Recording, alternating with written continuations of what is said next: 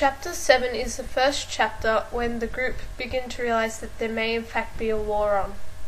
They went to Kevin's when it was completely dark, and to their surprise they found Flip locked in the house, Kevin's dog. He was locked inside with food and water, so he survived. They then took the bikes to Corrie's, where they had a late dinner. On Ellie's way out of Corrie's place, she found a fax from Corrie's dad. It confirmed that there was a war on, an army manoeuvre. From then on, the group began to act as guerrillas. They only walk or do anything at night, so it's harder to get seen, and they are very careful about what they do. Corrie, Ellie and Kevin went to the showgrounds to see what was going on there, and they got chased by soldiers with guns. As the three headed into a backyard, they were trapped, but luckily Ellie managed to find a way to blow up the soldiers using petrol from a ride-on mower and a flame from a match. Robin and Lee went to Lee's place to see how it was there, and Homer and Fee went to Fee's. The themes of last chapter were pretty negative, but this chapter's rock bottom. Evil versus good and imagination versus reality.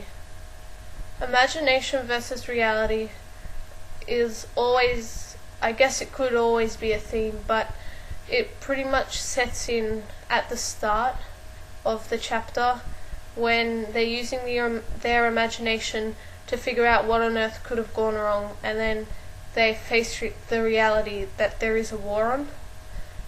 Ellie also needs to use her imagination when she leads the others into a backyard where they could potentially have gotten shot by the soldiers, but she somehow managed to think of a plan to blow them up. All I could think of was how my arrogance in taking the lead, in being so sure I knew my way, might cost us our lives. Good versus evil is scattered throughout the whole book, but I think it starts in the last sentences of chapter 6. Let's say we've been invaded. I think there might be a war. The good people in this book are the people of Wirrawee and Ellie and her gang. They are good because they respect the rules and usually do what they are told, and they respect other people and they're happy with what they've got. The evil people from this book are the invading army because they're not happy with what they've got and they just want more.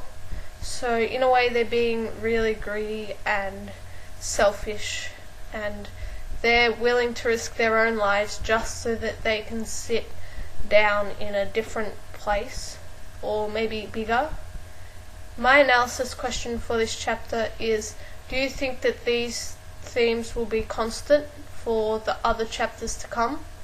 My answer is yes, because in a war it will usually be good versus evil, because the good guys are the people who were there and then the bad guys come in most cases. But as the war progresses, both sides might turn evil, so it might be evil versus evil later on. Imagination versus reality is pretty constant because the group will have to think of new ways to stay alive if they're not going to get caught or shot by the soldiers.